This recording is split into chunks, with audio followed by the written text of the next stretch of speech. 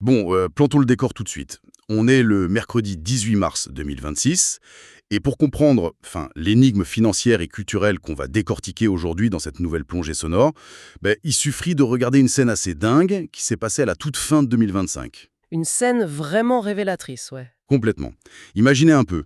Tim Cook, le grand patron d'Apple, qui glisse tranquillement la main dans sa poche personnelle pour en sortir genre 3 millions de dollars en liquide.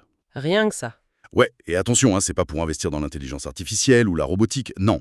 C'est pour acheter 50 000 actions de Nike. Et dans la foulée, Elliott Hill, le propre PDG de Nike, fait exactement pareil avec ses propres deniers. Il rachète plus de 16 000 actions. Ce qui, sur les marchés financiers, est un signal d'une puissance assez rare pour le coup. Ah bon? C'est si rare que ça? Quand les dirigeants et les membres du conseil d'administration injectent massivement leur propre argent, leur cash, dans leur entreprise, c'est ce qu'on appelle un achat d'initié agressif. La théorie classique nous dit que c'est une manœuvre de com absolue, tu vois. C'est pour hurler au marché un truc du genre « le pire est derrière nous », le titre est irrationnellement sous-évalué et on parie nos propres millions sur le rebond. Sauf que, et c'est là que notre exploration audio prend tout son sens aujourd'hui, si on regarde les données brutes qu'on a rassemblées, c'est aussi un gigantesque drapeau rouge. Un drapeau rouge sang même. C'est l'aveu formel d'une crise monumentale, quoi. Et notre mission, en croisant le super dossier d'investigation de Block News qui s'intitule « Ça vaut quoi Nike en 2026 ?» avec les métriques de Simply Wall Street et CNBC, c'est de comprendre cette chute libre. On va vraiment utiliser le format audio pour faire résonner ces chiffres parce que c'est violent. Très violent, ouais. Écoutez un peu ça. Le bénéfice net qui s'effondre de 44%. Les revenus en baisse de 10%. Et surtout, une action qui s'échangeait à 172 $ fin 2021 et qui stagne aujourd'hui autour de 58 $. C'est une destruction de valeur de 66% en 4 ans. 66%. Alors la vraie question c'est, comment la plus puissante machine de marketing sportif de l'histoire a-t-elle pu s'auto-saboter à ce point? En fait, pour comprendre la violence de l'impact, il faut d'abord mesurer l'altitude à laquelle ils volaient à leur apogée récent, disons autour de novembre 2021. À ce moment-là, la capitalisation boursière atteignait les 270 milliards de dollars, pour 51 milliards de revenus annuels. C'est vertigineux. Oui, et ce sommet, c'était pas un hasard, c'était vraiment l'aboutissement parfait de leur modèle d'affaires historique, ce qu'on appelle le modèle asset light, donc léger en actifs. Arrêtons-nous là-dessus une seconde, parce que c'est le cœur du réacteur. Souvent, on s'imagine un fabricant de chaussures avec, des milliers d'usines immenses, avec des cheminées, mais la réalité de ce modèle, c'est que la marque, techniquement, elle fabrique rien du tout. Exactement. Et c'est toute la subtilité de leur hégémonie passée. En fait, en externalisant l'intégralité de la production en Asie dès le début, ils ont libéré un capital faramineux, des milliards qui n'étaient pas engloutis dans l'entretien de machines industrielles, mais réinjectés exclusivement dans le design, la recherche et surtout l'acquisition de la culture. Le sponsoring, la pub. Voilà, cet argent, il finançait les contrats de Michael Jordan, de Serena Williams, de LeBron James. L'entreprise ne vendait plus du caoutchouc et du cuir, elle vendait de la mythologie pure, elle définissait la culture pop mondiale. C'était le monopole du cool, quoi. Moi, je compare ça à l'Empire romain à son apogée, la marque par défaut. Mais du coup, c'est précisément ce qui rend la situation de 2026 si fascinante pour nous aujourd'hui. Comment des génies pareils perdent-ils la recette de leur propre magie du jour au lendemain? Et toutes nos sources pointent vers un changement de cap radical, impulsé par un seul gars, arrivé en janvier 2020. John Donahoe. John Donahoe, le mec de la tech. Le mandat de Donahoe, ça va devenir un vrai cas d'école, mal enseigné dans les écoles de commerce pendant des décennies. Son profil était totalement atypique pour la chaussure de sport. Il venait de la pure tech, ancien PDG d'eBay. Il respirait pas du tout la culture du vestiaire ou du bitume. Ni l'odeur du caoutchouchou des débuts. Pas du tout. Lui, il respirait la donnée algorithmique et l'optimisation des flux. Sa grande vision, c'était de transformer cette marque patrimoniale en une boîte technologique de vente directe. C'est la fameuse stratégie DTC, Direct to Consumer. Concrètement, pour ceux qui nous écoutent, ça voulait dire quoi? Ça voulait dire couper les ponts avec les intermédiaires historiques, retirer massivement les produits des grands distributeurs comme Foot Locker ou même des plateformes comme Amazon. Ouais, l'idée c'était de forcer le client à télécharger l'application officielle ou à entrer dans une boutique Nike pour acheter sa paire. Et sur le papier, enfin sur un tableau Excel, j'imagine que ça avait l'air génial. Sur un tableau Excel, c'est mathématiquement imparable, hein. En supprimant le distributeur, la boîte récupère toute la marge commerciale. Et surtout, dans l'économie moderne, elle récupère le Graal absolu, la donnée client. L'historique d'achat, le temps de navigation, la taille, les couleurs préférées. Le modèle économique a l'air parfait. Alors attends, je vais faire l'avocat du diable 2 minutes. Cette stratégie de vente directe, c'est exactement ce qu'Apple fait depuis des années avec un succès fou. Tesla vend ses voitures en direct, sans aucun concessionnaire. Donao venait de la tech, il a appliqué une recette qui marche hyper bien dans la tech. Pourquoi ça devient soudainement toxique quand on l'applique à des sneakers? C'est une super question. Et c'est là qu'est la faille psychologique majeure de toute cette ère. Apple et Tesla y vendent des écosystèmes exclusifs. Si un consommateur veut iOS, il n'a pas le choix. Il est obligé d'aller chez Apple. Il n'y a pas de substitut sur l'étagère d'à côté. Une basket, par contre, c'est un produit super tactile, culturel et fondamentalement substituable. Ah, la dimension physique de l'achat en magasin. Exactement. Le fameux tableau Excel, il oublie la nature humaine. Acheter une paire de chaussures de sport, pour la plupart des gens, ça reste une exploration. On entre dans un magasin multimarque, on regarde le grand mur de chaussures, on veut toucher les matériaux, plier la semelle, se regarder dans le miroir en 30 secondes chrono. C'est l'expérience, quoi. Voilà. En retirant délibérément ces produits des murs de Foot Locker, la marque pensait forcer les gens à aller sur son appli. Mais dans la vraie vie, le client qui flânait dans le magasin, il a juste baissé les yeux vers l'étagère du dessous et il a acheté une autre marque. C'est vertigineux quand on y pense. Sous couvert d'optimisation numérique, ils ont littéralement offert sur un plateau d'argent les meilleurs emplacements commerciaux du monde à leurs concurrents. Ils ont laissé la place. Et c'est le paradoxe de l'acquisition client. Dans le modèle traditionnel, la marge que tu laisses au détaillant, en fait, c'est un coût d'acquisition client déguisé. Le magasin physique, c'est lui qui attire les foules dans les centres commerciaux. En passant au tout numérique, ils ont dû dépenser des fortunes en pub en ligne sur les réseaux pour générer ce même trafic, ce qui a complètement annulé les gains de marge espérés. Ah ouais, le serpent qui se mord la queue. Et le mur des réalités, ils se le sont pris à pleine vitesse le 28 juin 2024. Nos sources sont formelles, c'est la pire séance boursière en 20 ans. Moins 20% en une seule journée. Une vraie boucherie financière. Parce qu'en voulant tout contrôler en direct, sans les commandes des distributeurs pour lisser le risque, ils ont perdu le pouls du marché. Ils ont surcommandé, ils ont accumulé des montagnes de stocks invendus et ils ont dû brader. Et le bradage, dans cette industrie, c'est un poison très lent. Mais il y a eu une erreur encore plus fatale, toujours guidée par les algorithmes.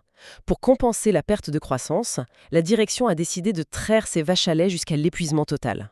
Ils ont inondé le marché. Ouais, ils ont surproduit de manière industrielle leurs modèles rétro les plus iconiques, genre la Dunk ou la Air Force One. Et ça, pour le coup, c'est la destruction mécanique de la rareté. Dans la culture du streetwear, la valeur d'une chaussure repose presque exclusivement sur le fait que ton voisin peut pas l'avoir. C'est l'économie du désir. En inondant le marché de la Panda Dunk noire et blanche juste pour gonfler le chiffre d'affaires d'un trimestre, la chaussure est passée d'un objet de culte à, genre la chaussure d'uniforme scolaire par défaut. Exactement. L'algorithme a optimisé le volume, mais il a assassiné l'équité de la marque. C'est fou. Et pendant qu'ils perdaient cet élan culturel en Occident, il y avait une hémorragie encore plus pernicieuse qui se déclenchait sur leur troisième plus grand marché mondial, la Chine. Ah, la Chine. Les données récentes montrent une chute des ventes de 17% en dernier trimestre. En 2 ans, les revenus là-bas sont passés d'environ 10 milliards de dollars à moins de 7 milliards. Une évaporation de 3 milliards de dollars, quoi. Et là, d'après les rapports de Block News qu'on a épluchés, on parle plus du tout d'une erreur de stock ou d'une appli mal codée. On parle d'un vrai séisme géopolitique.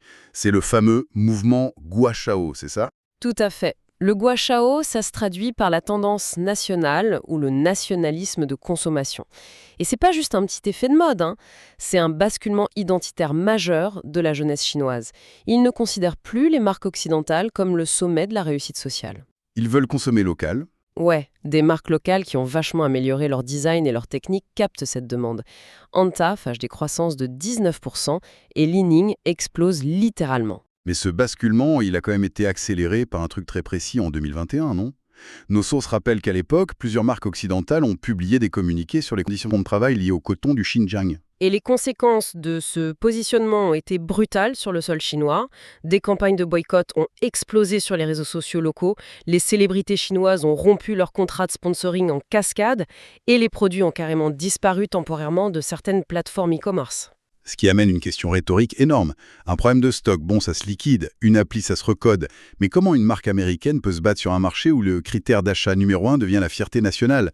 C'est un truc que même le meilleur algorithme du monde ne peut pas corriger, en fait. C'est un défi quasiment insoluble à court terme. Et comme la nature a horreur du vide, ce double faux pas, aveuglement numérique en Occident et blocage géopolitique en Chine, ça a déroulé le tapis rouge à une toute nouvelle génération de compétiteurs. Le paysage de 2024, il est hyper fragmenté et impitoyable. Totalement.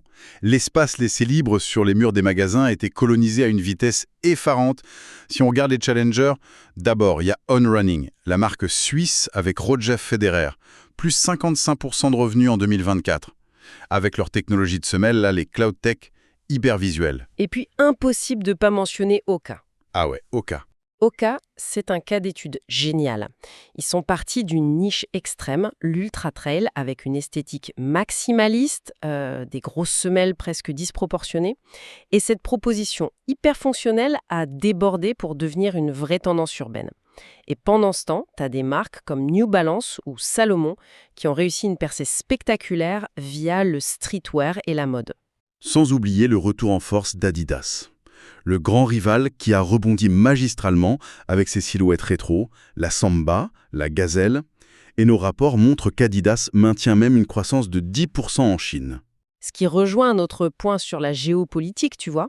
Dans le contexte des tensions sino-américaines, l'identité européenne d'Adidas leur donne une sorte de neutralité perçue qui les protège un peu des boycotts qui frappent les marques purement américaines. Et pendant que tous ces acteurs s'envolent, il y a un chiffre de nos sources qui fait vraiment l'effet d'une douche froide.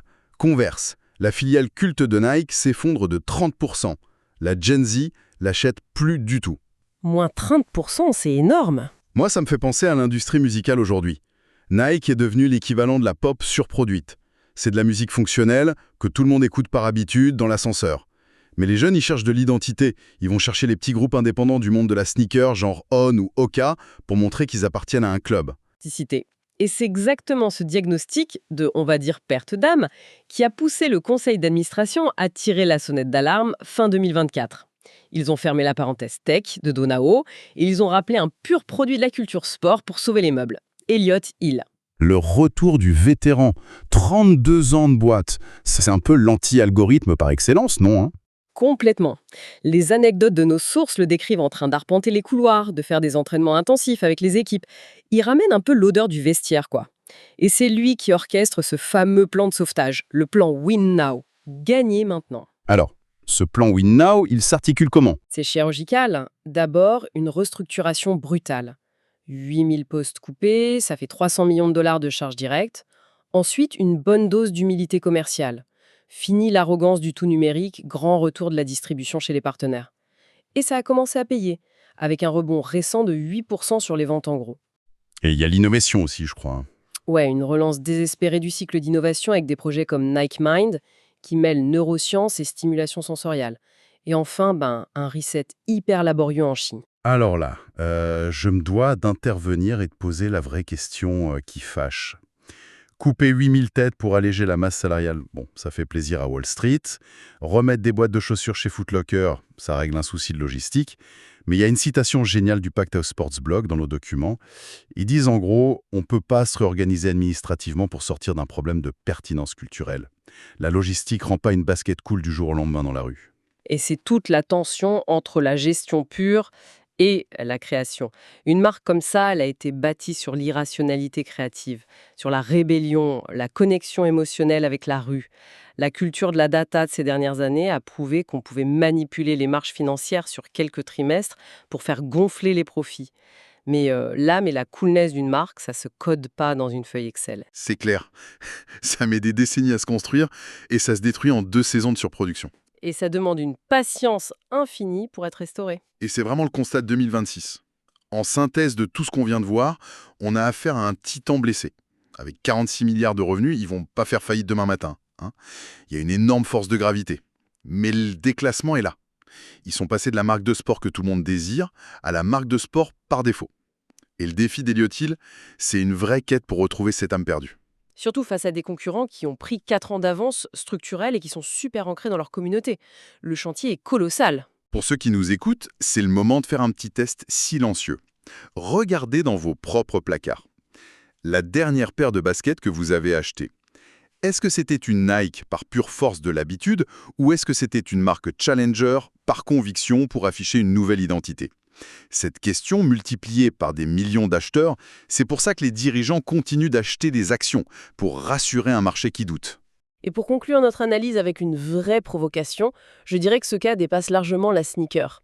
Si l'obsession de la vente directe et de l'optimisation des algorithmes a pu détruire l'intuition culturelle d'une des marques les plus puissantes de l'histoire, Combien d'autres géants font pareil en ce moment? exactement. Combien d'autres multinationales sont en train d'optimiser mathématiquement leur propre perte de pertinence? C'est peut-être la fin de l'ère de la mégamarque mondiale dictée par les algos au profit d'une authenticité de niche. Une réflexion absolument vertigineuse sur les limites des tableaux Excel face à la nature humaine. Bon, ça fait pas mal de choses à digérer pour notre audience.